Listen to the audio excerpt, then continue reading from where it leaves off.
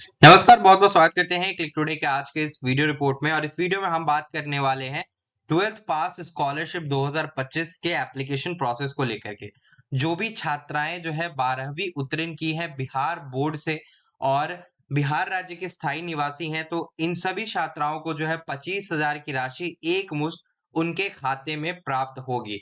अब इस पैसे को प्राप्त करने के लिए आपको जो जो प्रोसेसेस फॉलो करने हैं, जो आपको काम करने हैं, वो हम आपको आज से ही बताना शुरू कर दे रहे हैं, जिससे कि ये योजना जब से आपका चालू हो जाए आवेदन, उस टाइम आप जो अपना आवेदन प्रक्रिया कर पाइए और आसानी से अपना पैसा अपने बैंक खाते में प्राप्त कर पाइए। इसके लिए आपको हमारे वीडियो से जुड़े रहना पड़ेगा, साथ ही हमारे चैनल को सब्सक्राइब करके रखना पड़ेगा। एक-एक इन्फॉर्मेशन आपको टाइम टू टाइम मिलता रहेगा, जिससे कि आवेदन प्रक्रिया से लेकर के पैसे आपके खाते में प्राप्त होने तक की जानकारी आपको समय रहते मिल पाए। तो देखिए, बिहार बोर्ड से जो भी छात्राएँ अभी उत्तीर्ण हुई हैं, चाहे फर्स्ट, सेकंड, थर्ड डिवीजन से, तो आप सभी के मन में ये ख़्याल ज़रूर आ रहा होगा कि केवल क्या फर्स्ट डिवीजन की छात्राओं को ही जो है इस योजना का लाभ मिलेगा? सेकंड डिवीजन हुई है, थर्ड डिवीजन हुई है, क्या इनको 25,000 की राशि नहीं मिलेगी? तो इसको लेकर के कहीं पर भी क्लियर कोई भी बातें जो है मेंशन नहीं है। हालाँकि कई छात्राओं का कहना ये है कि सिर्फ़ केवल फर्स्ट डिवीजन वाली छात्राओं को ही जो है इस योजना का लाभ मिला है, सेकंड और थर्ड वाली को नहीं मिला है। आवेदन करने के बावजूद जो है पैसा नहीं आया है। तो क्या-क्या कारण हो सकते हैं, जिसके कारण से जो छात्राओं को पैसे रिसीव नहीं हुए हैं? एलिजिबिलिटी क्राइटेरिया क्या है? वो आज के वीडियो में हम बताने वाले हैं। तो इस वीडियो को ज़्यादा से ज़्यादा लाइक करिएगा, लाइक वाला बटन दबा दीजिए अभी के अभी, और साथ में अपने मम्मी-पापा को भी वीडियो शेयर कर दीजिएगा और बता दीजिएगा कि हम सेकंड और थर्ड डिवीज़न हो तो गए हैं, लेकिन क्या सरकार हमको पैसा देगी कि नहीं देगी? ये भी बात जो है हम आज की वीडियो में बताएँगे। सेकंड डिवीजन हुई हो या थर्ड डिवीजन हुई हो या जो फर्स्ट डिवीजन हुई हो, आपको परेशान नहीं होना है। सभी को सबसे पहले तो कांग्रेचुलेशन, चाहे फर्स्ट हुई हो, सेकंड हुई हो या फिर थर्ड हुई हो। आप आगे जो है और अपने करियर में अच्छा करिए, और डिवीजन मैटर नहीं करता है अगर आपके में प्रतिभा है, यानी कि आपके में अगर स्किल है तो। तो आप जो है आने वाले समय में अपने ऊपर इतना काम करिए कि आपका ये डिवीजन वाला जो टैग है वो हट जाए। क्योंकि बहुत सारी छात्राओं को सेकंड और थर्ड डिवीजन आया है, तो लोग कह रहे हैं पढ़वे नहीं करती होगी, इसीलिए आप मार्क्स नहीं आया है। तो ऐसा बात नहीं है, कभी-कभी लक का भी खेल होता है, तो इतना निराश नहीं होना है, हताश नहीं होना है। और जो फेल भी कर गई हैं, वो भी परेशान नहीं होंगी, उनको भी पैसा मिलेगा। सप्लीमेंट्री जिनको लग गया है, बहुत सारी छात्राएँ हैं जिनको डिस्टिंक्शन मिला है, लेकिन किसी एक सब्जेक्ट में वो फेल कर गई हैं, मेन सब्जेक्ट में। एडिशनल सब्जेक्ट में जो फेल होती हैं, उसको फेल नहीं माना जाता है। जो मेन सब्जेक्ट में फेल हो जाती हैं, तो उनको सप्लीमेंट्री पेपर देने का मौका मिलता है। तो वो भी जब सप्लीमेंट्री पेपर देके सब्जेक्ट क्लियर कर लेंगी, तो उनको भी इस योजना का लाभ मिलेगा। अभी देखिए, जो-जो दस्तावेज आपको तैयार रखने हैं वो क्या-क्या है, हम आज के वीडियो में बताएँगे। आपको अपने मोबाइल के ऊपर जो है गूगल पे आकर के clicktoday.in या फिर क्लिक टुडे सर्च करना है। पहला वेबसाइट इस प्रकार का आएगा, clicktoday.in करके, इसको आपको ओपन करना होगा। इसको जब आप ओपन करिएगा ना, अगर आप लैपटॉप पे ओपन करिएगा या कंप्यूटर पे, तो आपको दाहिनी ओर में यहाँ पे लेटेस्ट में दिखाई देगा, या बड़े से पोस्ट में आपको अपडेट दिखाई दे रहा होगा, बिहार बोर्ड 12th पास स्कॉलरशिप 2025 अप्लाई का। इसको जब आप ओपन करिएगा, तो एक-एक जानकारी इसमें दी गई है कि आपका एलिजिबिलिटी क्राइटेरिया क्या-क्या है। अब चलिए आपको बता दें, जो छात्रा फर्स्ट डिवीजन की है उसको भी 25,000 मिलेगा, जो छात्रा सेकंड डिवीजन की है उसको भी 25,000 मिलेगा, जो छात्रा थर्ड डिवीजन की है उसको भी 25,000 की राशि मिलने वाली है। साथ ही अगर आप एससी-एसटी कैटेगरी से आती हैं, तो आपको और अतिरिक्त अमाउंट मिलेगा, यानी कि और अधिक पैसा मिलेगा, 10,000 और 15,000। लेकिन उसका भी कुछ नियम है, वो आपको मैं बताते अभी चलूँगा। और जो कागज़ात आपको इकट्ठा करने हैं, जैसे कि आपका जो मार्कशीट 10th वाला है, वो आपके पास ओरिजिनल में होना चाहिए, और आवेदक का आधार कार्ड होना चाहिए। 12वीं का अंक पत्र हालाँकि आपके हाथ में अभी नहीं आया है, तो डिजिटल वाला जो है वो आपके पास होना चाहिए, और एडमिट कार्ड तो आपके पास होगा ही होगा। बैंक खाता का जो है पासबुक होना चाहिए आपके पास, और आय प्रमाण पत्र कहा जा रहा है कि बनवा के रख लीजिए। जाति प्रमाण पत्र अगर लागू होता है तो वो आप बनवा लीजिए, और निवास प्रमाण पत्र आपके पास होना चाहिए। तो आपको जो है इस योजना में किसी भी प्रकार की बाधाएँ नहीं होंगी। अगर आप दिव्यांगजन हैं तो उसका भी आपका जो है सर्टिफ़िकेशन होना चाहिए। साथ ही जो छात्रा शादीशुदा हो चुकी हैं, आधार कार्ड पे हस्बैंड का नाम चढ़ चुका है, तो आपको मुश्किल है भैया, फिर इस योजना का लाभ नहीं मिलेगा, क्योंकि ये केवल जो राशि 25,000 की मिलती है, अनमैरिड लड़कियों को मिलती है, मैरिड लड़कियों को नहीं मिलती है। अगर आप शादी कर चुकी है लेकिन आधार कार्ड पे आपका कोई भी अपडेट नहीं हुआ है, यानी हस्बैंड नेम वगैरह नहीं चढ़ा है, तो आप अप्लाई करिए। बस उसमें शादीशुदा है, उसमें आपको नो लिखना है। अनमैरिड है तो यस टिक करना होगा, वो आने वाले टाइम में आपको प्रोसेस बता दिया जाएगा, ठीक है? अभी देखिए, अब मैं आपको बताता हूँ स्टेप बाय स्टेप प्रोसेस क्या रहने वाला है। सबसे पहली बात मैं आपको बताते चलूँ कि आपका जो है बैंक खाता डीबीटी हुआ होना चाहिए, यानी कि डायरेक्ट बेनिफिट ट्रांसफर के लिए लिंक हुआ होना चाहिए। अगर आपका बैंक खाता डीबीटी से नहीं जुड़ा हुआ होगा तो आपको इस योजना का लाभ नहीं मिल पाएगा। 1 रुपया आपके खाते में नहीं जा पाएगा। यहाँ पे देखिए इम्पोर्टेंट नोटिस में चल रहा है, किसी भी योजना हेतु आपका आधार बैंक खाता से जो है सीडेड यानी कि डीबीटी के लिए नहीं है, तो कृपया अपने आधार अपने बैंक खाता से सीड करा लें, अन्यथा आपका भुगतान नहीं होगा।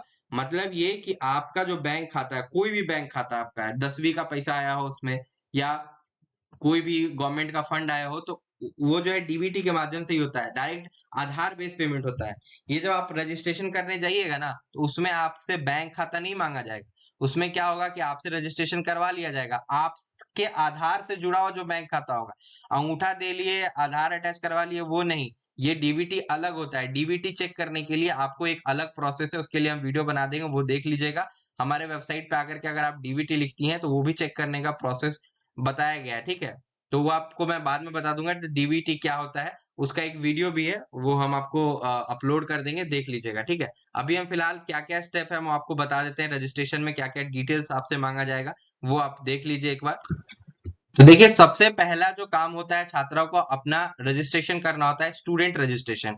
और ये योजना केवल छात्राओं के लिए, छात्रों के लिए नहीं है, तो लड़के परेशान नहीं होंगे कि भाई हमको नहीं मिल रहा है, ये तो गवर्नमेंट का योजना है ना, तो गवर्नमेंट ही जाने कि लड़कों को क्यों नहीं दे रही है। हालांकि 10th में दे रही होती है, 12th में नहीं दे रही होती है। इसके बाद जो डिपार्टमेंटल वेरिफिकेशन होता है, बैंक वेरिफिकेशन होता है, इसी में आपका बैंक खाता जो है डीबीटी से जुड़ा हुआ है कि नहीं है, कनेक्टेड है कि नहीं है, ये चेक होता है। नहीं होगा तो आपको लॉगिन वगैरह आएगा ही नहीं, आप फिर फाइनलाइज नहीं कर पाइएगा। फिर जो है apply for scholarship and finalise, आपको अप्लाई करना रहेगा और फाइनलाइज करना रहेगा, ठीक है? और फिर आपका वेरीफाई होगा बैंक, और आपका 3 से 4 महीने के भीतर आपके खाते में 25,000 रुपया पहुंच जाएगा, ठीक है? अभी देखिए जो प्रोसेस रहता है, आपको एक चीज पहले बता दें, मान लीजिए कि पहला जो बताया गया है कि 12th पास आप हो चुकी हैं फर्स्ट, सेकंड या थर्ड डिवीजन से, आप चाहे किसी भी कास्ट कैटेगरी की छात्रा हो, जनरल से हो, बीसी, ईबीसी, एससी, एसटी से हो, 25,000 की राशि मिलेगी फर्स्ट, सेकंड, थर्ड होने पे भी, ठीक है?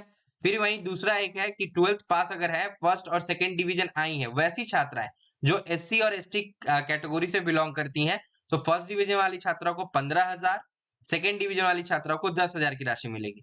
यानी कि ये जो ऊपर 25,000 रुपया जो मिल रहा है ना, ई तो मिलबे करेगा एससी एसटी वाली छात्रा को। फिर एससी एसटी वाली छात्रा को जो है फर्स्ट अगर आई होंगी तो 15,000 और प्लस पैसा मिलेगा, और सेकंड अगर आई होंगी तो उनको 10,000 और रुपया मिलेगा। मान लीजिए कि कोई एसटी एससी छात्रा है जो फर्स्ट कर गई, तो 25,000 रुपया ही मिलेगा। और फिर जो है उनको अनुसूचित जाति और जनजाति का एक अलग से आवेदन होता है, उसमें जो है 15,000 रुपया और मिलेगा, तो 40,000 रुपया टोटल हो गया।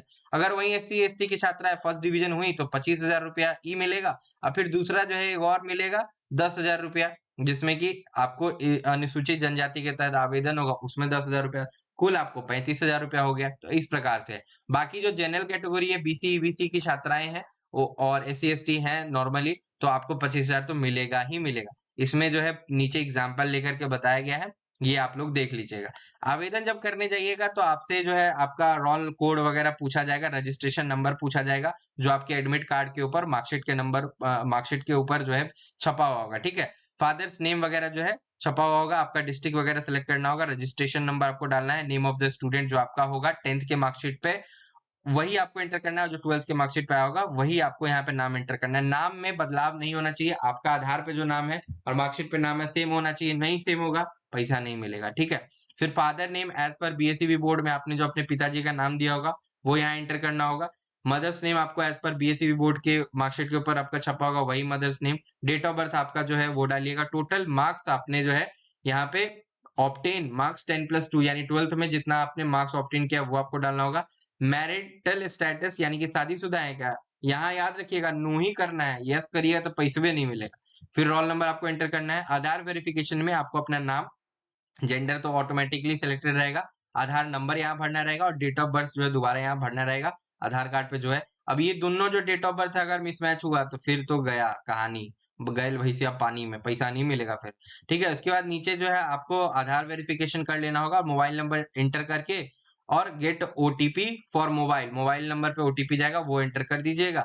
और याद रखिए मोबाइल जो है वो चालू अवस्था में होना चाहिए हमेशा। अगर बंद उंद हुआ तो बीच में आईडी पासवर्ड आएगा, पता ही नहीं चलेगा कि कब आया और कब योजना खिसक लिया, आपको पैसा नहीं मिलेगा, फिर आप इधर उधर भागते रहिएगा। फिर ईमेल आईडी पे भी जो है आपको ओटीपी रिसीव होगा, उसको डाल के अपना जो है ओटीपी वेरीफाई कर लेना। फिर फॉर्म को प्रीव्यू करना होगा। प्रीव्यू करने वाले सेक्शन पे जा करके आपको जो है यहाँ पे पूरा डिटेल्स दिखेगा, जो आप डिटेल्स भरी होंगी। वो डिटेल्स भरने के बाद आपको जो है नीचे बोला जाएगा कि डॉक्यूमेंट अपना अपलोड कर लीजिए। मैट्रिक वाला मार्कशीट यहाँ पे मांगा जा रहा है, ये अपलोड कर लीजिएगा। ठीक उसके बगल में आधार कार्ड का फोटो आपको बोला जाएगा कि अपलोड कर लीजिए, और वो अपलोड करने के बाद जो है आपका वेरिफिकेशन में चला जाएगा। ठीक है, मतलब जो आप रजिस्ट्रेशन करिएगा, जो फॉर्म जो आप डालिएगा वो वेरिफिकेशन में चला जाएगा। रजिस्टर हियर कर दीजिएगा, आपका रजिस्ट्रेशन में चला जाएगा। फिर 15 से 20 दिन 25 दिन के अंदर आपको एक आईडी पासवर्ड मिलेगा, लॉगिन करके आपको अपना जो है फाइनलाइज वगैरह करना रहेगा, फॉर्म वगैरह भरना रहेगा, कुछ कुछ उसमें बेसिक डिटेल्स मांगे जाते हैं। तो ये है पूरा process. First division, second division, third division, तीनों ही छात्राएं, मतलब तीनों ही डिवीजन की छात्राओं को जो है 25,000 की राशि मिलेगी। और SC ST वालों का भी हमने बता दिया है। तो जय जय है। आपका क्या परसेंटेज आया है, कितना नंबर आया, नीचे कमेंट करके जरूर बताइएगा। और डीबीटी नहीं हुआ तो पैसा नहीं आएगा, क्योंकि बैंक खाता का यहाँ नंबर नहीं मांगा जाता। आपका बैंक जो है आधार से सीडेड होना चाहिए, और डिपार्टमेंट ऑटोमेटिकली वेरीफाई करेगी कि ये जो आधार कार्ड लड़कियां दी है, क्या इसका ये आधार कार्ड किसी बैंक से डीबीटी है कि नहीं, उसी बैंक खाता में पैसा जाएगा। और आपका बैंक खाता भी बिहार राज्य में ही खुला होना चाहिए, दूसरा राज्य का होगा फिर पैसा नहीं जाएगा, तो परेशानी होगा आपको। ठीक है, तो ये सारा डिटेल्स है। कोई कंफ्यूजन हो तो नीचे कमेंट करके पूछ लीजिएगा। आज की वीडियो में इतना ही, तब तक के लिए हम चलते हैं, धन्यवाद। बाकी अगर जानकारी आपको चाहिए होगा तो हमारे क्लिक टुडे वेबसाइट पे जाइए, यहाँ पे स्कॉलरशिप के बारे में जो एक एक इन्फॉर्मेशन यहाँ पे डिटेल्स में बताया गया है, इसको पढ़ लीजिए। दिक्कत आए तो वीडियो में कमेंट कर लीजिए। ठीक है, आज की वीडियो में इतना ही, तो पहले चलते हैं, धन्यवाद। फिर मिलेंगे अगले वीडियो में और अगले प्रोसेस करते हुए हम आपको नजर आएंगे।